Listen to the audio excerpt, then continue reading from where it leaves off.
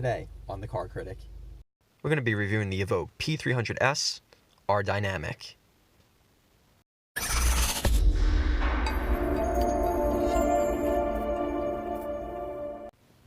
Okay, so first I want to start under the hood. This is a 2-liter turbocharged 4-cylinder engine. Land Rover calls it the Ingenium engine. Puts out 296 horsepower and 295 pound-feet of torque. On the left-hand side, you have your coolant. On the right-hand side, you can see the air intake. This Ingenium engine is paired to a 9-speed automatic transmission. The vehicle is assembled in the UK. The engine is from the UK. Transmission is from the USA. The vehicle gets 23 miles per gallon combined, 21 in the city, 26 highway. In this R Dynamic model that we're testing, it does come with shifter paddles. You can see them mounted right behind the steering wheel here. They are mounted to the wheel itself, so when you turn, the pedals move with you. Next, I want to show you guys how this vehicle looks at night. It's a beautiful vehicle. Love the bronze accents. This one is in a Sol Pearl Silver. It's a nice combination of a silver and a white. Out back, you can see the beautiful LED tail lamps. As I move closer, you can see a little bit more of the features. Has a nice rib type pattern on those LED tail lights.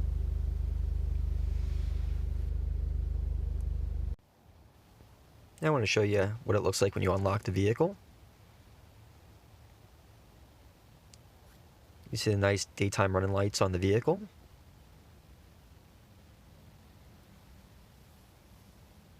And the mirrors project a nice silhouette of the Evoque.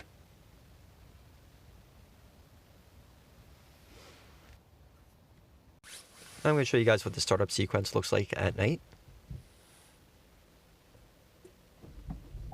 There's a nice little animation on the 12.3-inch digital cluster.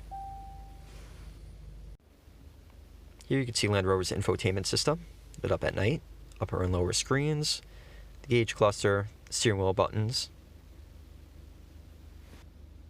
Exterior is really cool on this vehicle. Love the sloped black roof, two-tone color. Looks really good against the silver. One thing I don't like is the exhaust tips, or lack thereof. They're hidden underneath the rear bumper. Let me show you the rims that are on this car. These are an 18-inch rim, pretty basic rim. Tire mounted on this is a Goodyear Eagle F1 tire, 235/60/18. These door handles are really neat. They pop out when you unlock it, pop back in when you do lock it. Fun fact is they can break through up to 1/4 inch of ice. One more really cool feature is these bronze accents in the front bumper. You can see them up here on top of the hood. Even down here on the fender. That blends nicely into the door and finishes off in the rear where the exhaust tip should be. Now I'm going to show you guys the trunk. This trunk has 21.5 cubic feet of room, which is bigger than the Macan and Stelvio, although a lot less than the F-Pace. F-Pace is 33.5 cubic feet.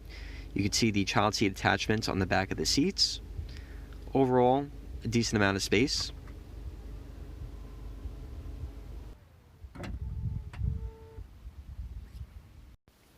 Okay, now we're inside the Evoque. I'm going to give you guys a quick overview of the interior. First thing that you notice when you start the vehicle is these cool capacitive buttons on the steering wheel that illuminate when you start it up. Next thing that you're going to notice is this 12.3-inch display, which looks awesome. You go down here, you go into the info panel, and you can change the center display from a map to a trip summary, which shows you your miles per gallon. It also shows you your distance to empty and average speed. Or if you want, you can fully change it up. Go to a 1-dial setup, which is going to have the speedometer surrounded by the tachometer. It's a really cool looking design. Or you could go with the full map, whichever you prefer. Next, you have these full leather seats, which are very comfortable, nicely stitched. They do have 3-position memory. The memory switches are located on the driver's side door above the speaker. They are 14-way power adjustable. The seats on this particular model are also heated. You can see by pressing the dial in and turning it, you could adjust the heating. You could also press the seat button on the bottom instrument cluster and turn it off that way as well. Okay, so this is your infotainment. You got your navigation, media, and your phone. You swipe to the right, you have a sub-menu with valet mode, your Apple CarPlay, your Android Auto, Eco Data, a bunch of cool different features. Swipe back to the main screen here. Looking down on the bottom, you have a bunch of different icons. This is basically mainly for your climate control, your heated seats, and if you click on a vehicle icon, that'll bring you down to the drive modes. So right now it's in Eco. You can move it over to Comfort. Turn the dial to the right, you go to Grass, Gravel, and Snow, Mud and Ruts, and finally your Sand program. Cool feature is if you press this mountain icon on the right hand side, that'll activate low traction launch. So if you're stuck in the snow, mud, sand, you activate that feature and it'll help you get you out of a tough situation. This is a cool feature this vehicle has, $475 option.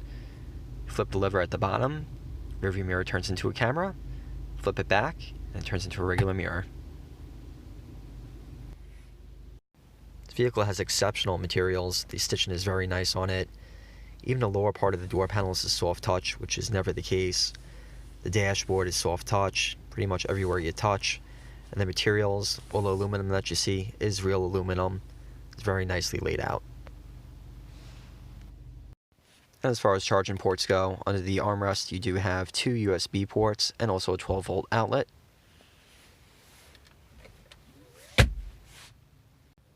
In the back here you do have nice tether points for the car seats. Just lift off these panels and it's very easily accessible. And also in the back here you do have 2 vents and a 12-volt outlet. Only 5'6", but sitting behind myself there's plenty of room.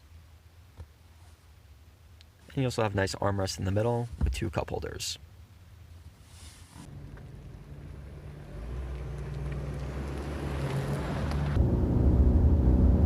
Now I'm on the drive with the vehicle. It does drive extremely well. Handles very flat. It does have a nice sound to it. Transmission is very responsive. And the paddle shifter seems to react pretty decently as well. Not nearly as fast as, say, a dual clutch, but adequate. Now I'm going to switch views on the camera to a front-facing camera, show you guys a little bit better of a view of the road. The road that I was on was a nice twisty road. That way you get a nice feel for the vehicle. As you can see here, it takes these corners extremely well. It's definitely fun to drive. It's definitely not sports car quick, but it's got a bit of pep, especially with that 296 horsepower and a good amount of torque.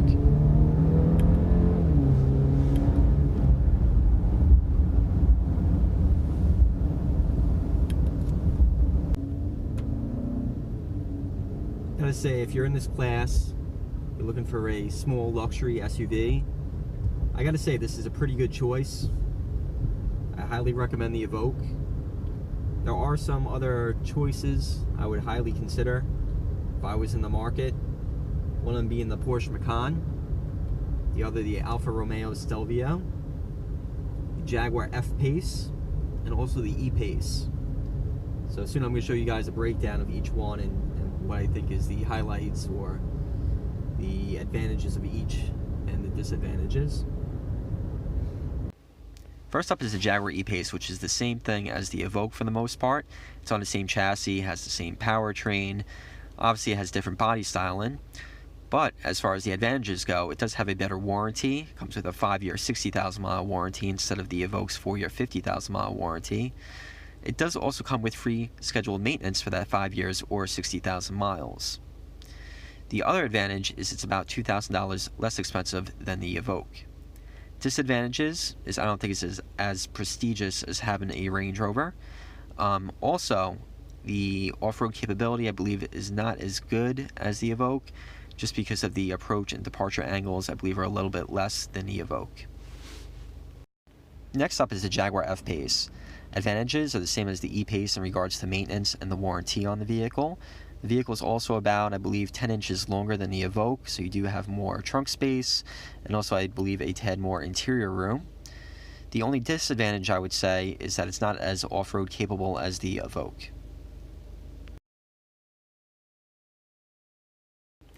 Next I would recommend the Alfa Romeo Stelvio. This vehicle starts around $41,000, so it's right in the price range.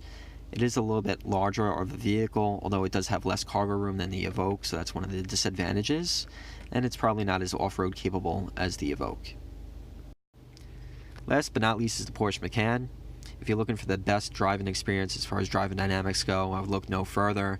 This vehicle does come with one of the best transmissions in my opinion, Porsche's PDK dual clutch, which is light and fast and also extremely smooth. Disadvantages of the Porsche is that it's quite a bit more expensive, about $8,000 more than the Evoque, and also the vehicle isn't as off-road capable, although I did drive the previous generation on a track and the vehicle does handle extremely well. So like I said, if you're into driving dynamics, you might want to check this one out. Driving around at an average pace in this vehicle, the wind noise is very slight, you barely hear any. Doing about 45 miles an hour, don't really hear any wind. Very comfortable to drive. I really like that the body roll is very well controlled. As far as using the infotainment system while you're driving, it's pretty straightforward. The only issues I had so far with the infotainment system was trying to use the voice commands. But if you hook it up to Apple CarPlay or Android Auto, I'll just use those voice commands instead. They work much better.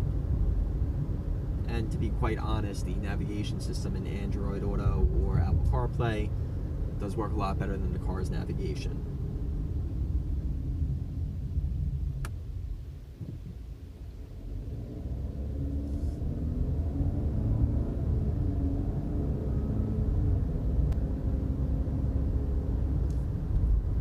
So far driving this vehicle, I'm averaging between 19 and 20 miles per gallon.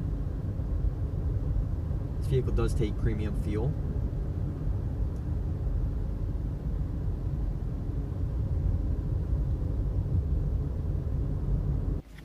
Now we're going to do a quick 0 to 60.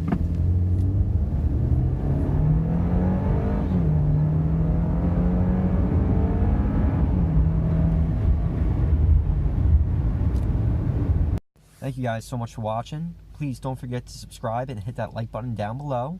A lot more videos to come with the Car Critic.